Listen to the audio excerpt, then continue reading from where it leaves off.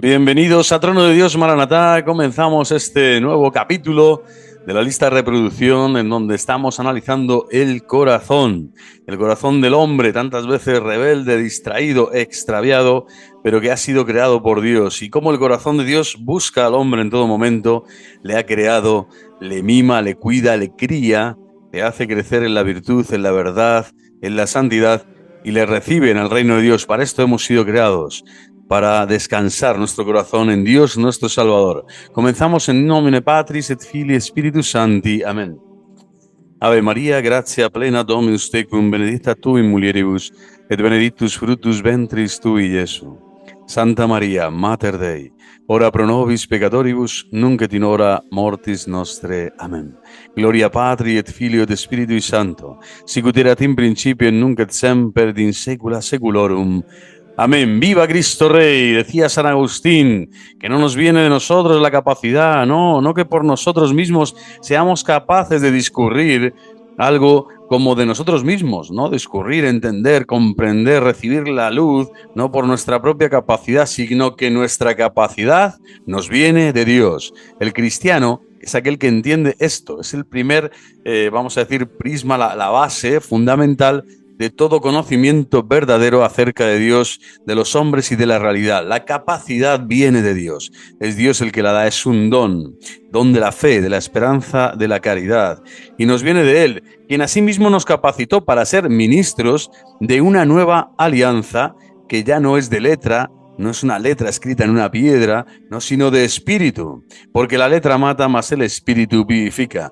Esto lo recordamos el otro día, hablando de este misterio precioso de la cruz, del amor infinito de Cristo, del Sagrado Corazón de Jesús que se entrega por nosotros, que se hace cuerpo, sangre, alma, divinidad, alimento verdadero, pan de vida eterna para los que le buscan y le reciben con fe sincera, con fe íntegra y piedad sincera. Y veíamos cómo el Señor, a través de este misterio de su pasión, muerte gloriosa y resurrección gloriosa, nos abre las puertas del paraíso. Por eso me he puesto este fondo de paraíso. Paraíso, paraíso, yo prefiero el paraíso. El cristiano es aquel que busca los bienes de arriba, que siempre está pendiente de los labios del Señor, que está pendiente de la escucha de su palabra, de la escucha de los latidos de su corazón, como San Juan, cuando el amor de Dios estaba a punto de desplegarse, de eclosionar, de explotar por completo en la entrega de su pasión gloriosa. Bueno, el Señor ahora viene a nosotros para que en esta encrucijada de la vida comprendamos el misterio de nuestra propia vida,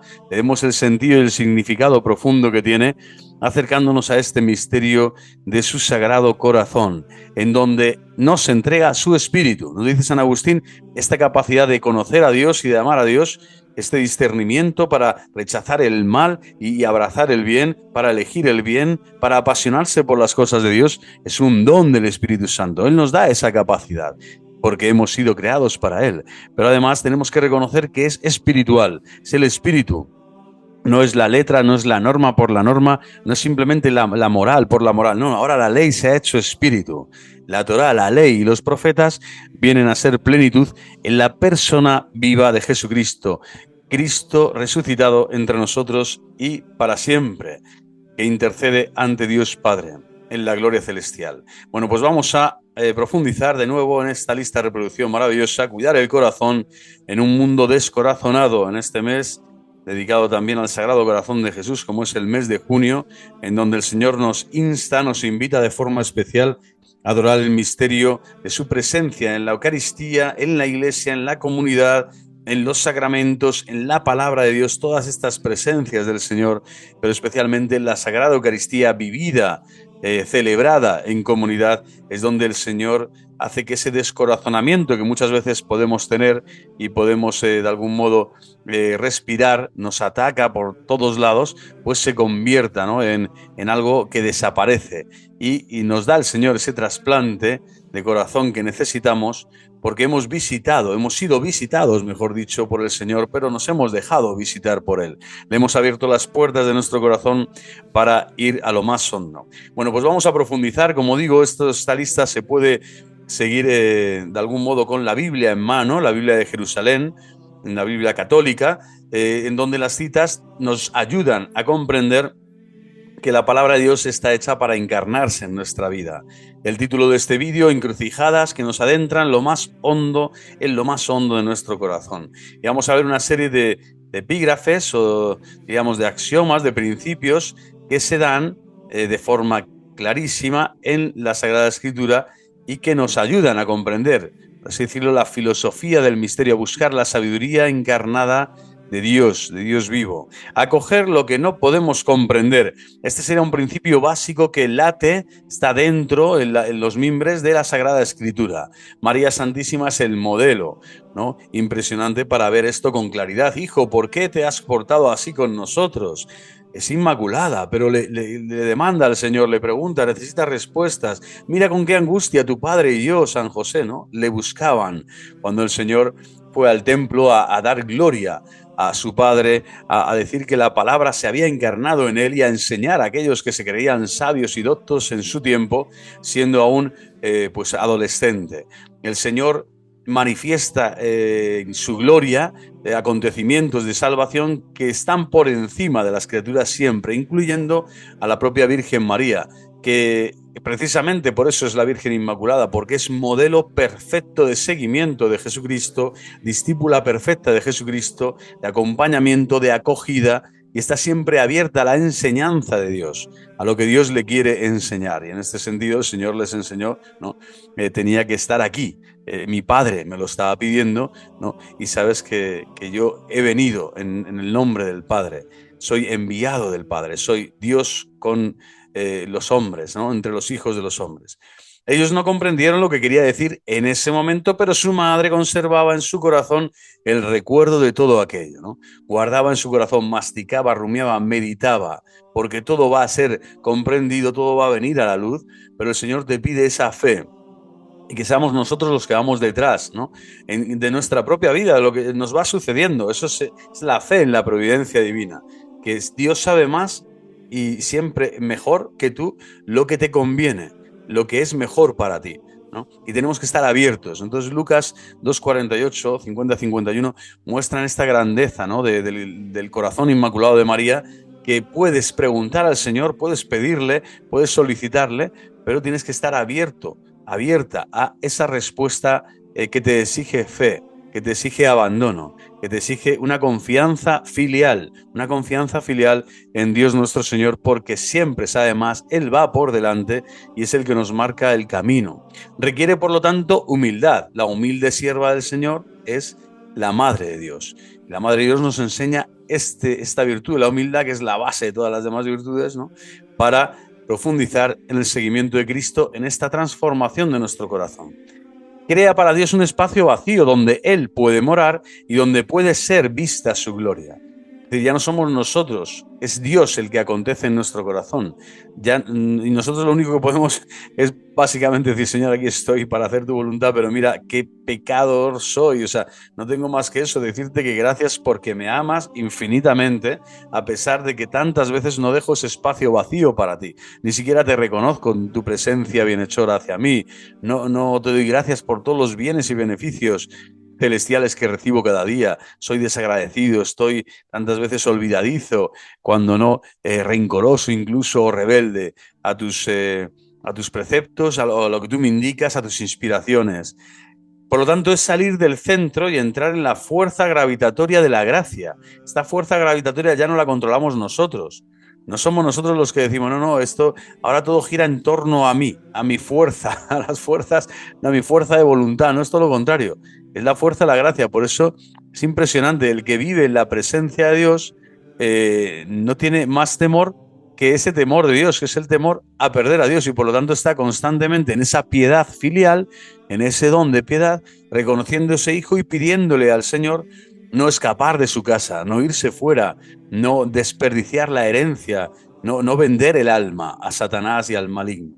Entonces ese espíritu de oración, de penitencia, es el que nos ayuda a estar en la vida de la iglesia, en comunión con los hermanos, es el que nos ayuda a estar en esta fuerza gravitatoria de la gracia, donde tú no eres el que controla, sino que te dejas guiar por el control, por el que lleva el control de tu vida, que siempre va a ser Dios, Dios mismo, que nos invita a descentrarnos, a dejar en el centro un espacio vacío reservado para el misterio de Dios. Ahí se descubre que uno no es el centro del mundo, sino que ni siquiera es el centro de sí mismo. Nuestra cultura tolera muy mal el misterio. Tan mal que, vamos, es que parece que estamos hechos, ¿no?, a base de piedras y de clavos, ¿no? Como los que, pues eso, usamos para hacer daño al otro, cuando en el fondo es un suicidio contigo mismo. No somos flexibles y dóciles a la gracia, no somos permeables a la gracia, que es ser permeable al misterio de la propia vida y entrar en ella siempre descalzo, en actitud de adoración, de veneración, de reconocimiento de la grandeza de Dios. Porque sería reconocer que eres una pobre criatura a quien Dios da la existencia en cada momento.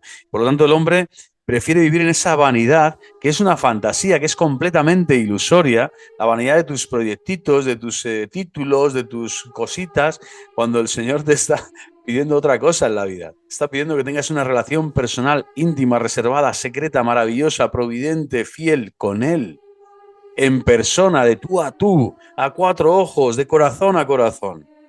Y por lo tanto, el hombre en esa vanidad, en esa soberbia, en esa estupidez, en esa necedad, no quiere saber nada de Dios y del misterio, porque es Él el que se quiere hacer como Dios, ¿no? Y no se quiere reconocer pobre criatura, sino rico, ¿no? Rico en esas expectativas ilusorias que el demonio pone en su mente y en su corazón.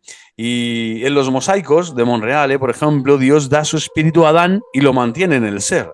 En el centro de mi ser, por lo tanto, Dios está insuflándome el ser en cada momento. Esto es impresionante, esto es teodicea básica, antropología teológica básica. El ser te lo da Dios en cada momento. Tú no te das ni siquiera el aire que respiras, ¿no? Cada vez que inspiras oxígeno, te lo está regalando el Señor. En mi centro no hay un ser solitario, sino un espacio que se llena con Dios. Es decir, no estoy yo solo con mis cosas, con mis deseos, con mis sentimientos, con mis... No, es un espacio donde Dios quiere estar allí y llenar ese espacio. Lo quiero entender todo en mí, en mi familia, en la iglesia. Quiero entender a Dios. No, pues ese es el enfoque. Para entender todo esto tienes que caminar con Él, estar con Él, ¿no? Porque esa exigencia de comprensión absoluta que tiene la razón, al final solo la alcanzamos en relación con el Logos, que es la razón suprema, que es Cristo encarnado, Cristo mismo, verdadero Dios y verdadero hombre. Es el que te va a hacer comprender no todo el absoluto de la realidad, sino aquello que tú necesitas y que te conviene como criatura para ser feliz, para ser pleno, para estar viviendo en su gracia, para no dejar que el demonio te engañe, que te aparte de lo fundamental, de la comunión con Dios, de la comunión con tu familia, de la comunión con la iglesia. Todo lo que sea querer entender esto sin la gracia de Dios, sin esa fuerza gravitatoria de la humildad y la obediencia filial, de la piedad filial que hemos dicho, al final se desembocará en una ruina, en una gran ruina para el hombre. No encontrarás eso profundo del corazón que te hace libre, porque esa es la verdad de tu corazón, que es pobre, necesitado, mendigo.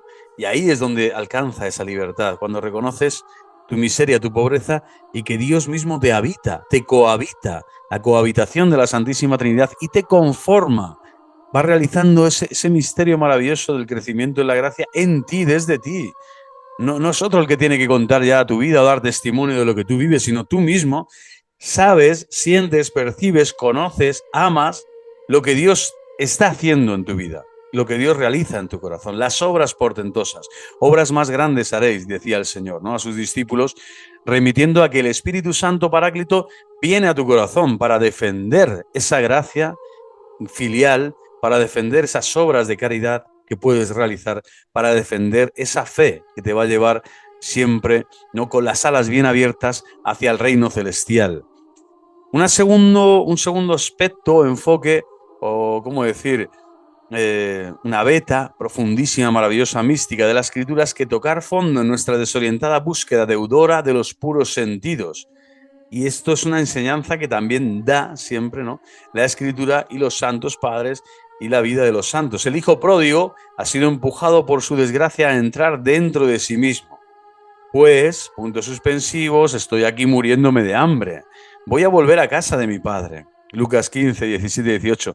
Escribía San Agustín, todavía no amaba yo, pero ya amaba yo amar. Estaba enamorado del amor. Importante esto, él sabía que no podía seguir en ese camino del desamor. y ahora comienza a enamorarse, a tender hacia el bien, hacia el amor verdadero. Confesiones 3:1:1. No hay en mí nada de hijo pródigo que se empeñó en construir la felicidad de su corazón viviendo aventuras más que sobrias fidelidades. No hay en mí nada de hijo pródigo que se empeñó, claro que sí. Prácticamente mucho del tiempo y de las energías que dedicamos cada día es a esto, es precisamente a estar huyendo de Dios. No le pedimos a Él consejo, no le pedimos los dones del Espíritu Santo para tomar decisiones, para vivir en su presencia, para realizar pequeños sacrificios, para ser inspirado por Dios y realizar el bien a aquellos que te rodean, para crecer en la vida espiritual, ¿no? Con oraciones, con actos de piedad sincera.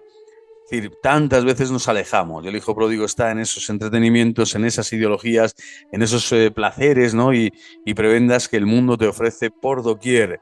No tengo ningún paso perdido que llorar porque los sentidos me engañaron y sedujeron. No tengo parcelas de mi libertad hipotecadas en el consumo de cosas que esclavizan mis sentidos y mi corazón.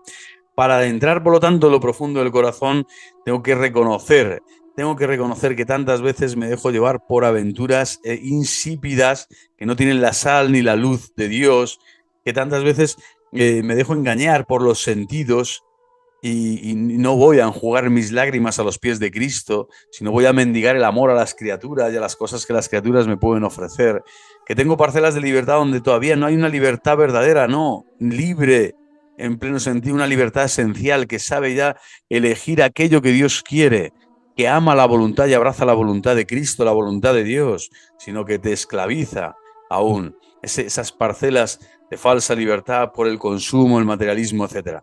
Bueno, pues darse cuenta de que nuestra deuda, ¿no? Con los puros sentidos, de algún modo, es esto, ¿no? Es esta gran lucha, este gran combate espiritual que se realiza dentro de nosotros y que es un enfoque que la Escritura siempre te propone para reconocer tu verdad y tu necesidad de salvación y por lo tanto comenzar la conversión. La conversión del corazón comienza aquí, reconociendo, no solo que en la casa de mi padre voy a estar mejor y que ahora me estoy muriendo de hambre, sino reconociendo que nunca tenía que haber salido de la casa de mi padre, pero que el Señor quiere que vuelva, que reciba de nuevo el traje de fiesta, la vestidura sagrada, la gracia bautismal y que renueve por dentro, con espíritu firme, esa condición de hijo de Dios, que nadie me la vuelva a perturbar, a quitar, ¿no?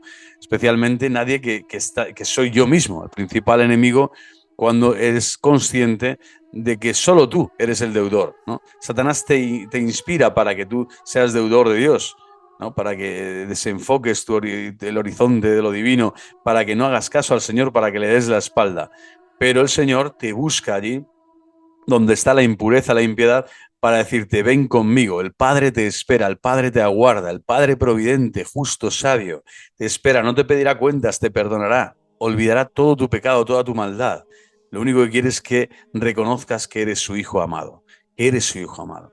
Bueno, pues qué maravilla, ¿no? Este trayecto o esta beta, como digo, espiritual, mística, también está transe toda la escritura, alejando de nosotros las mismas cosas que hirieron nuestro corazón y el de los que nos querían. Es un tercer punto, ¿no? Para adentrarse en el corazón, pues tenemos que también estar en este punto. Esas cosas que han herido nuestro corazón, tenemos que saber cuáles son, que han herido nuestro corazón y nos han alejado de los nuestros, ¿no? Como al hijo pródigo, otro ejemplo, ¿no? Que es evidente.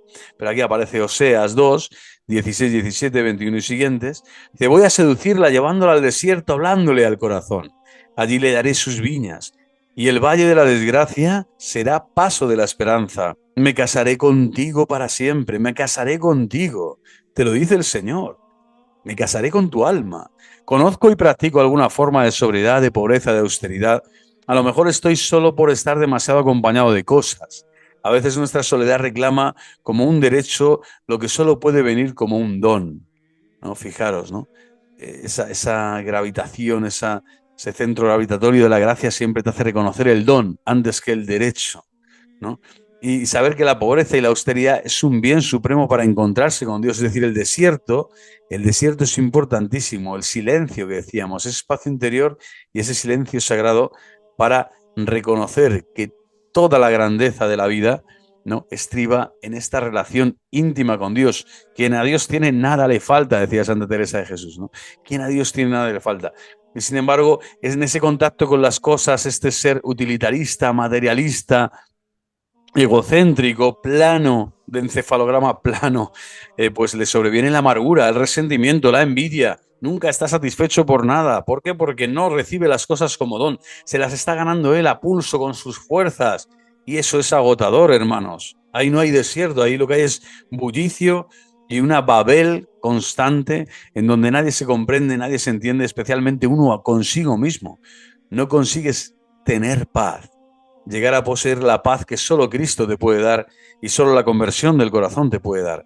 Bueno, pues tenemos que saber qué cosas materiales, qué dineros, qué espacios de mi deseo de poseer las cosas, se lo estoy robando al Señor. ¿Qué espacio le estoy robando ya al Señor para no vivir en esos resentimientos, en esas envidias, en esas amarguras, en esas comparativas, en esas iras, ¿no? Esas cóleras tan humanas y tan poco sagradas, ¿no? La cólera santa se la dejamos solo al Señor. Bueno, hay una soledad que proviene de la culpa, sí es verdad, pero algo hemos estropeado en nosotros que quizás nadie conoce, pero que está ahí y nos recuerda que nuestra vida está sumergida en lo vulgar o en lo egoísta o en lo ruinoso. La soledad de la enfermedad es otra, apunta a la muerte o a la invalidez. Un filósofo decía que religión es lo que un hombre, religión es lo que un hombre hace con su soledad. Hay solitarios que creen que desean al otro, pero en verdad lo necesitan. Importante, ¿no? Fijaros que el tema de la soledad, al final, solo Dios puede llenar esa ausencia, lo decíamos aquí, ¿no? Porque en ese ser solitario, en mi centro, no hay un ser solitario, sino un espacio que se llena de Dios. Lo decíamos aquí en el primer punto, y esto es maravilloso, esa soledad llena, hay que comprenderla, entenderla, hay que abrazarla. Si tú no abrazas esta soledad, quiere decir que no estás creciendo en vida espiritual, que tu corazón está, ¿cómo decir?, ausente de gracia, está mortecino, está sin salud, no tiene fuerza, no es pujante, está apasionado por cosas de este mundo y piensa que ahí tiene que poner y focalizar toda la fuerza, cuando lo que hace es perder energía, está perdiendo la sangre, la vitalidad espiritual, que es para lo que ha nacido. El corazón ha nacido para, en la soledad, vivir el don de aquello que el Señor te da, de lo que la vida en sencillez te ofrece, ya sea salud, enfermedad, riqueza que pobreza, es decir, esa indiferencia espiritual de la que hablan los místicos. Y por eso ahí no hay una soledad, vamos a decir, del mendigo, del manipulador, del utilitarista, ¿no? De aquel que sigue, ¿no? Sobreviviendo como puede, sino que es la soledad del Hijo, personalísima, maravillosa, que está llena de Espíritu Santo. El Hijo que siempre sabe que el Padre está con él. Y ahí dice Cristo, no estoy solo, el Padre está conmigo. Yo soy uno con el Padre, ¿no? No estoy solo. Jamás, ¿no? Estaré solo. Pues así el cristiano, soportando el sufrimiento que nos sobrepasa y nos abre el oído y nos invita a salir de las garras de la angustia a un lugar espacio y abierto, espacioso y abierto, donde servirá una mesa sustanciosa, Job 36. Y la Escritura nos ayuda a soportar el sufrimiento que nos sobrepasa. Nos ayuda la gracia del Espíritu Santo a comprender. ¡Ay, mis entrañas, dice Jeremías! Me tiemblan las paredes del pecho, tengo el corazón turbado y no puedo callar. Bueno, en el sufrimiento, que parece que sobrepasa nuestras fuerzas, el Señor aparece y te dice, no, en este espacio de sufrimiento, aquí voy a aparecer yo. Aquí está el Kairos, aquí aparezco y acontezco yo. Yo soy el Señor de tu vida, en vida y en la muerte. En la vida y en la muerte somos del Señor. Y en este espacio de tu corazón, si tú abres tu corazón a mi gracia, yo te serviré siempre una mesa sustanciosa. Es decir, siempre tendrás la sobreabundancia de la gracia, aunque estés viviendo para el mundo, vamos a decir, la mayor cruz posible, ¿no? Desprecios, no sé, persecución, martirio, enfermedades muy fuertes físicamente. Bueno, ¿qué hacer para que el dolor ajeno y el nuestro no desorienten nuestra vida ni la desordenen? Como hizo Job, qué fortaleza tuvo, ¿no? Los sufrimientos y contrariedades me endemonian o me llevan a buscar un centro de gravedad hecho de mi pobreza y vulnerabilidad aceptada. Fijaros la cantidad de psicofármacos, atenciones médicas, ¿no? Confías más en un protocolo sanitario ¿no? Que en Dios mismo, que en algo que te pueda... Bueno, tremendo, ¿no? El hombre busca ser sano y ser ayudado por otros, pero sin buscar al otro por excelencia. Alter, ¿no?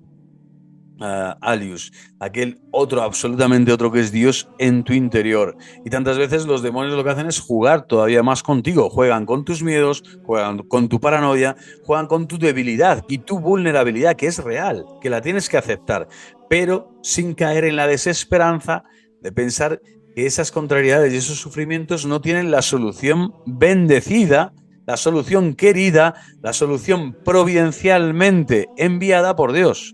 De hecho, la enfermedad el cristiano la considera, así lo dice San Juan Pablo II, la llamada, es una vocación. Dios te llama a vivir algo con Él, algo de su misterio, ¿no? De su persona, in persona Christi, ¿no? Misterio ab assumimur, ¿no? Invita Christi ab assumimur. El misterio del Señor es asumido por nuestra vida en todo momento, incluyendo, por supuesto, la enfermedad y la misma muerte. Bueno, podemos pensar en el dolor que causamos a los demás también en lo que tiene de dimensión objetiva. Herimos a la humanidad, en ella a Dios y a su bondad sobre el mundo. En el silencio no tenemos que defendernos y podemos situarnos serenamente, sin culpabilizarnos insanamente, pero no sumergiéndolo en el olvido o en la excusa. El dolor que producimos afea a la creación, el sueño de Dios sobre el cosmos y sobre cada uno de nosotros. Hay mucha fineza en estas palabras, en estas reflexiones, para que las meditéis con calma, ¿no? Pero de algún modo está diciendo eso, hay una dimensión objetiva de nuestro pecado y las consecuencias de nuestro pecado que afectan a otros, ¿no? Y que es del cosmos, ¿no? Está afectando a la creación misma y así lo reconoce la Iglesia. Todo pecado grave afecta no solo a uno mismo, sino al prójimo, a la propia creación, a la Santa Iglesia de Dios, etc. Entonces, ¿qué tenemos que hacer? Acudir a la gracia del Señor para poder defendernos de estas situaciones y entrar de nuevo en esta serenidad que te da la gracia, en donde vas a aceptar el dolor y el sufrimiento sin olvidarlo, sin excusarlo, porque es parte de tu vida, es parte de tu creaturalidad, de tu limitación, de tu vulnerabilidad como persona humana. Pero el Señor va a estar contigo y hasta el final. El Señor te va a decir, no, no, el sueño de mi corazón sigue siendo tú y tu corazón sigue siendo para mí y es mío. Por lo tanto, no temas, no lite timere, ego vici mundum. No temas, ningún sufrimiento sobrepasará tus fuerzas, nos recordará también San Pablo. Bueno, pues maravilloso, ¿no? Antes de ser, por lo tanto, un problema de nuestra conciencia, el problema para el mundo, el dolor causado al mundo es dolor afligido a Dios. O sea, antes de ser un problema de nuestra conciencia, es problema para el mundo. El dolor causado al mundo es dolor infligido a Dios. La psicología y la cultura dominante temen que cualquier tipo de dolor sea una amenaza para la felicidad. Moltmann ha definido nuestra cultura como cargada de apatía y falta de pasión porque olvida el sufrimiento ajeno, porque no ejerce la compasión y porque huye del padecimiento. Claro, cuando tú tienes una falsa cultura, vamos a decir, y una falsa pasión, ¿no? Que ni siquiera ya es más que apatía, ya es antipatía, o sea, es ser completamente, estás enajenado, estás vuelto idiota y loco, no quieres reconocer que el sufrimiento del otro te afecta y que tú estás llamado a hacer algo con esa compasión por el sufrimiento del otro, ¿no? Cuando un miembro sufre, todos sufren con él, nos dice San Pablo. Bueno, pues eso ha pasado, es un mundo cada vez más anestesiado, cada vez más aletargado, porque necesita esa morfina, ¿no? Del juego, del entretenimiento, de las pasiones, de la falsa felicidad de este mundo, y considera que el dolor y el sufrimiento siempre son amenazas para la felicidad, ¿no? Que no son caminos para alcanzar esa virtud que te hace realmente feliz. Vivir en la virtud es precisamente la felicidad plena, ¿no? La virtud de la religión, que es la primera, la virtud de la humildad, ¿no? Que nos hace entrar después en todos los demás dones sagrados. Bueno, pues fijaros, ¿no? Es un dolor que se inflige a Dios mismo. Y cuando tú das ese dolor que causas al mundo, es un dolor infligido también a Dios, tu conciencia se deteriora, se perturba, ¿no? Y ese problema para el mundo se hace cada vez más acuciante.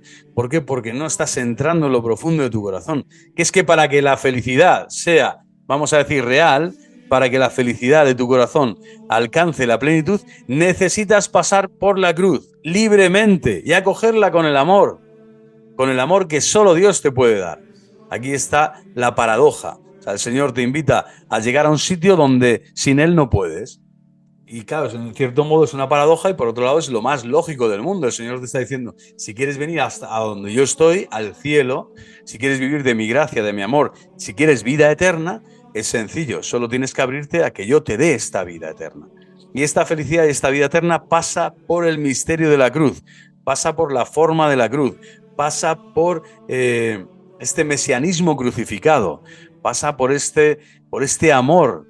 Este amor que se ha hecho entrega total, donde no solo la apatía es destruida, ¿no? Sino que la pasión se hace verdadera, el sufrimiento ajeno se hace propio, te haces víctima con el que es incluso inocente o sea culpable o inocente, y te haces también altar, ofrecimiento, ofrenda para Dios nuestro Señor, porque sus padecimientos, nos dirá San Pedro, la comunión con sus padecimientos, con los sufrimientos de Cristo es un honor para ti.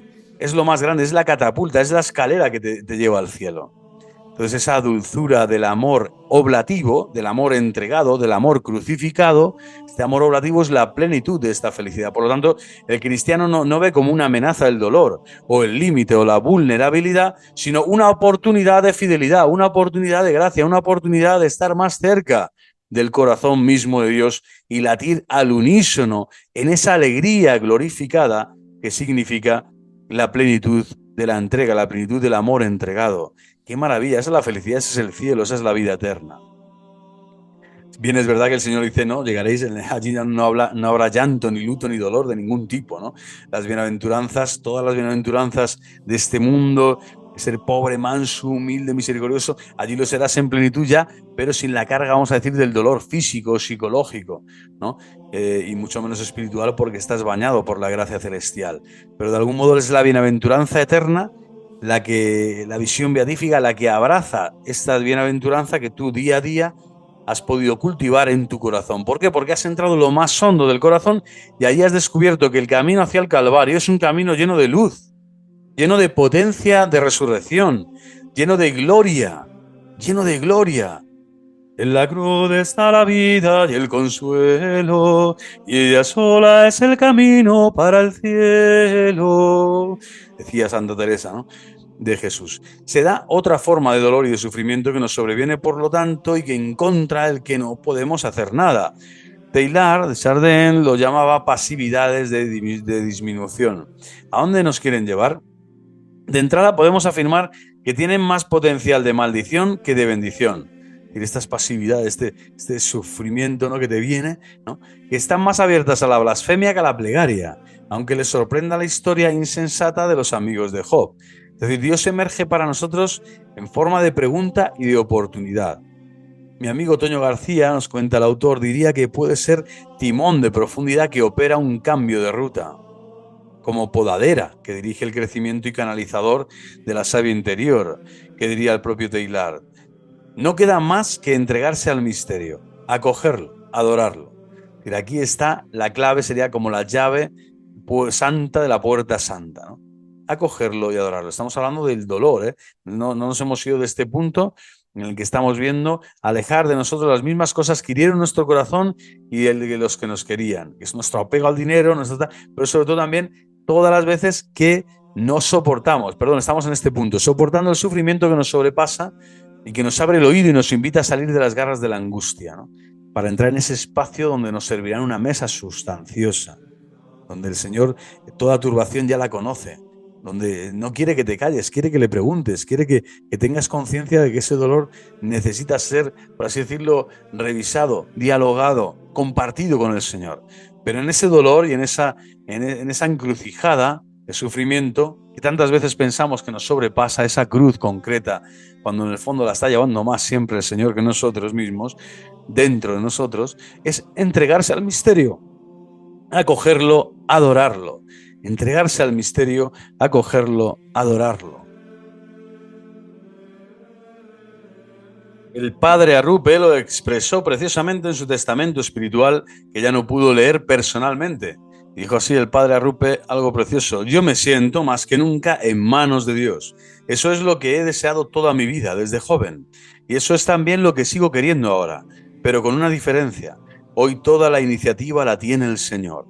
Les aseguro que saberme y sentirme totalmente en sus manos es una profunda experiencia. Un poco lo que Cristo mismo le dijo a Pedro: vendrá otro y te ceñirá, pero en ese dejarte ceñir, en esa docilidad al Espíritu Santo, acoger el misterio de tu propia cruz, de tu propia debilidad y acoger esa gracia de Dios adorándole, adorando al Señor que lleva tu vida en sus manos, ¿no? Que estás con sus alas, estás ascendiendo a la gloria celestial con Él en este día a día, en este sufrimiento, en este martirio de lo cotidiano. Pues es una experiencia profunda, es la felicidad profunda, nos dicen aquellos que saben de vida espiritual. Nos hace caer, por lo tanto, de nuestros caballos, a los que nos subimos con tanta frecuencia para oprimir a los otros. Reorienta nuestra autocomprensión, tantas veces, ¿no?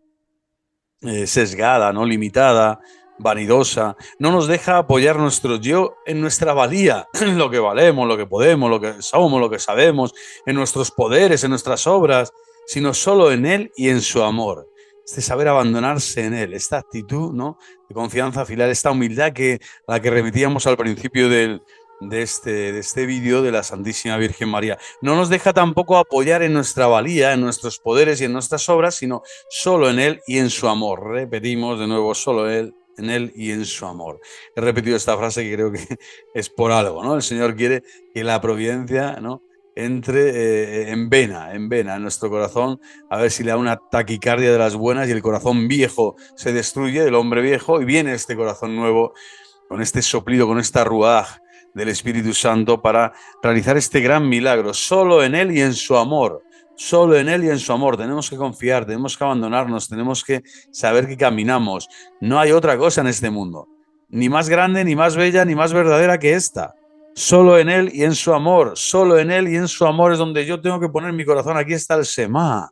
Aquí está el adorarás al Señor tu Dios con todo tu corazón, toda tu mente, con todo tu ser.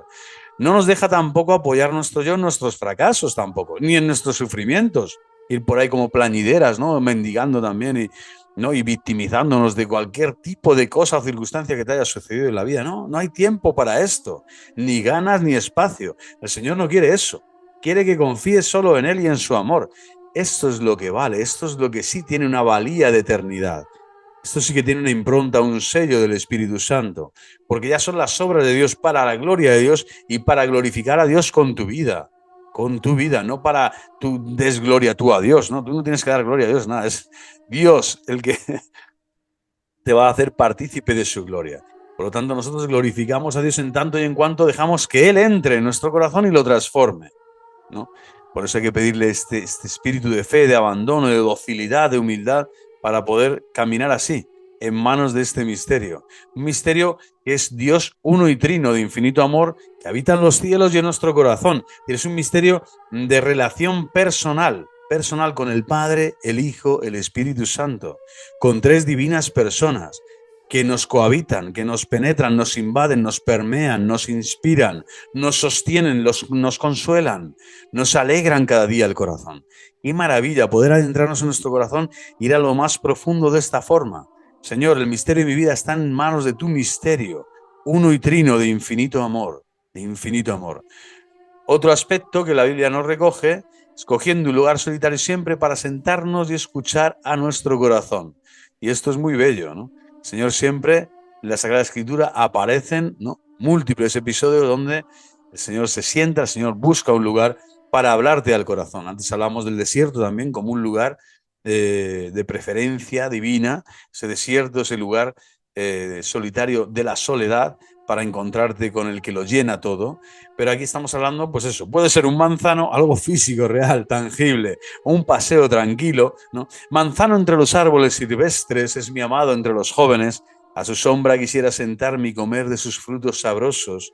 Estamos hablando de experiencia mística, espiritual, de unión con Dios vital, de que tu corazón sienta que el palpitar de tu corazón está en sintonía con Dios mismo, con el corazón mismo de Dios, creador, Padre, Redentor en Cristo Jesús y santificador de nuestra vida. Encontré el amor de mi corazón, lo agarré y ya no lo soltaré. El Cantar de los Cantares 2.3 y 3.4. Qué maravilla, ¿no? Qué experiencia la del hombre de fe. El corazón del rey es una acequia en manos de Dios, la dirige a donde quiere. Al hombre le parece siempre recto su camino, pero es Dios quien pesa los corazones. Proverbios 21. Como dice Antonio Machado, poner atención. Un corazón solitario no es un corazón. Es decir, no tienes que reconocer esta grandeza, ¿no? De que Dios es el que pesa tu corazón y que no puedes caminar solo. Es decir, que el corazón siempre tiene que estar injertado en la presencia de Dios, en el diálogo con Dios, en su palabra, que es una palabra viva. Por eso ponemos aquí a Jesucristo. El rostro de Cristo es un hombre que te habla, que te mira, que te escucha, que te ama, que te besa, que te abraza. Es Cristo Jesús, el Hijo de Dios vivo, el unigénito del Padre, por quien todo fue hecho. Por quien todo fue hecho. Con Él puedes entablar esta relación personalísima en donde esa soledad, ese ser solitario interior pueda llenarse de amor. Lo agarraré y no lo soltaré. Y tener frutos copiosos, sustanciosos, el 100 por 1 y la vida eterna. Encontré el amor de mi corazón. Qué maravilla, ¿no? Ese lugar solitario donde puedas descansar. La estatio, dicen los padres, ¿no? Para la estatio es como un lugar para estar fijado, ¿no? Donde tú puedes orar, donde puedes con calma, ¿no? Con sosiego recibir, escuchar la palabra del Señor y visitar su corazón, que es Él el que te visita, ¿no? Pero le abres tú el corazón para que Él te visite. Es importante buscarse, por lo tanto, algún espacio físico, lo estamos diciendo, para encontrarse con el silencio. ¿Le doy alguna oportunidad en mi vida? El silencio es aliado y amigo de la palabra, importantísimo. Las momias son mudas, pero no silenciosas. Los monjes, en cambio, son silenciosos, pero no mudos. Importantísimo. Los monjes, es decir, ¿no? Todos los cristianos deberemos ser monjes en la vida activa, en la vida ordinaria, porque sí, somos silenciosos, pero no mudos. Hablamos cuando hay que hablar. Y como decía Santa Teresa, a ser posible, hablamos a los hombres de Dios y con Dios hablamos de los hombres. Y de hablar hablamos mucho, y también en el silencio del corazón. Pero el silencio es ausencia de alboroto, de todo cuanto turbe o distraiga la atención en la contemplación serena de las cosas. El silencio interior es donde uno se encuentra con la divinidad. El silencio interior es donde uno se encuentra con la divinidad. No es inerte, sino activo abandono a la iniciativa divina. Activo abandono a la iniciativa divina, maravilloso, ¿no? Activo abandono a la iniciativa divina. Esto también es una definición, ¿no? Tanto vamos a decir filosófica o pastoral, como queráis, pero que resume muy bien, sintetiza muy bien todo lo que estamos viendo. Es pura actividad del espíritu al ritmo de lo alto. Que el Dios de la paz os haga santos en todo, a fin de que vuestro espíritu entero, con alma y cuerpo, dice San Pablo, se conserven sin culpa. Primera Tesalonicenses 5:23. El mutismo no es silencio, sino indiferencia o disgusto. El silencio es bienestar, amistad, bondad. Bondad. Qué maravilla, ¿no? Qué maravilla. El silencio sacro, por eso es tan importante. La liturgia, de hecho, manifiesta la venida, el descenso del Espíritu Santo. Cuando hay silencio, ese silencio sacro manifiesta siempre el derramamiento del Espíritu Santo. La bondad, la luz discreta de las iglesias románicas, por ejemplo, o de las catedrales góticas, estimula la hondura. El Señor desea vivir en la oscuridad, dijo Salomón, segundo libro de Crónicas. En la sombra el alma grita, el Señor es mi luz. Salmo 27. Porque en la quietud y el silencio está vuestra fortaleza. Isaías 30. Es decir, el Señor nos busca en esa iglesia románica y romántica, en cierto sentido, ¿no? En donde tenemos las luces apagadas para el mundo, pero estamos en vela, ¿no? Con esa vela encendida de las vírgenes sensatas para esperar al esposo, que viene para darte bienestar, amistad, bondad, lazos y vínculos de paz verdadera. Es impresionante y no es indiferencia al mundo, no es apartar los ojos del mundo, no es volver la espalda al mundo. Al contrario, las almas cuanto más contemplativas y místicas, más desde lo profundo viven toda la realidad del mundo. Pero la viven ya sin el sometimiento, ¿no?, que tantas veces el mundo tiene a Satanás. Ya le han vencido con este silencio sacro, es decir, con esta unión con Dios, con esta unión íntima, con el Dios de la paz, que nos ha hecho santos en todo, dice San Pablo, a fin de que todo nuestro espíritu entero, fíjate, el espíritu entero es alma y cuerpo, Aquí está el espíritu entero, el alma y el cuerpo, todos nuestros sentidos, todo lo que rezumamos, lo que escuchamos, lo que pensamos, lo que miramos, es desde Dios y por Dios y para Dios, y es maravilloso. Y aquí está donde el hombre se puede conservar justificado, es decir, sin culpa, es decir, santificado, protegido por Dios, custodiando la gran verdad de su amor en nuestro interior. Quiero escuchar lo que dirá dentro de mí el Señor mi Dios. Él tiene palabras de paz para su pueblo y para los que entran dentro de su corazón. Salmo 85, 9. Qué maravilla, ¿no? Fijaros que lo demás es guerra. Si no entras en tu corazón, si no eres capaz de bajar a lo profundo de tu corazón, a los sótanos más oscuros y profundos de tu corazón, no podrás nunca llegar aquí. Por lo tanto, en esta encrucijada no podrás adentrarte en tu corazón y tampoco podrás alcanzar esta paz que el Señor quiere darte. Esta paz. Fijaros que cuando el Señor anuncia, ¿no? Irene Mu, ¿no? La paz esté con vosotros, ¿no? Paz a vosotros, dice Cristo resucitado. Están pasando, los corazones de los apóstoles han pasado lo más oscuro, lo más negro. Han traicionado al Maestro, han huido, han escapado de la dificultad, han sufrido sin saber pedirle la gracia al Señor, no han sufrido con Él, no han estado a su lado, habiendo recibido todo el bien y toda la bondad posible del Hijo de Dios vivo, ¿no? Sin embargo, ahí, ya cuando el corazón está completamente, vamos a decir, destruido en su soberbia, en su vanidad, ahí es cuando la luz de la resurrección aparece para decirte, elévate, reálzate, elévate, hermano, sí, toma mis manos, toma mi costado, aquí estoy yo para ti, porque yo he venido a salvar tu corazón, he venido a dar luz allí donde tú solo has demostrado tener tinieblas, allí donde tú solo puedes dar oscuridad, aquí he venido yo a decirte, yo soy la luz del mundo y soy la luz de tus pasos, de tu vida. Entregando el corazón se siente, por lo tanto, la mano suave de Dios que nos guía. Cuando su corazón se entregue a mí, volveré a Él para guiarlo y revelarle mis secretos. ¡Qué maravilla! ¡Qué maravilla! Y en estos secretos que el Señor nos revela, pues viene esa audacia divina que hace entrar en nuestro corazón el éxtasis, ¿no? Salir de nosotros mismos reconociendo que el cielo ha venido a la tierra, que somos parte de este engranaje de la providencia divina, una parte fundamental, que somos hijos en sentido propio, adoptados sí, pero con los mismos derechos, la misma herencia del Hijo de Dios vivo, por quien todo ha sido hecho, por quien todo ha sido creado. Bueno, pues hasta aquí, con este vídeo queremos remarcar la grandeza del corazón de Cristo y cómo este corazón se revela en el secreto de tu corazón cuando te acercas a la Escritura, cuando vives de la Eucaristía, cuando estás en la vida de la Iglesia, cuando no tienes temor ni temblor en acercarte a los pies de Cristo, crucificado con arrepentimiento y con dolor, para decir, Señor, cuánto amor has derramado en mi interior y jamás puedo sentirme solo porque has resucitado y vives para siempre y me donas el Espíritu Santo para que reconozca tu presencia y tus dones que me van a acompañar día y noche, 24/7, todos los días de mi vida. Pues hasta aquí, que el Señor os bendiga, os guarde y os llene de esa paz que solo Dios puede dar y llene vuestro corazón con esa soledad llena que el Espíritu Santo sabe entregarnos cada día, destilando del cielo su luz y su verdad. Dios Todopoderoso, Padre, Hijo y Espíritu Santo, desciendan sobre vosotros y os acompañen hoy y siempre. Hasta la próxima. ¡Viva Cristo Rey! ¡Viva el corazón inmaculado de María Santísima!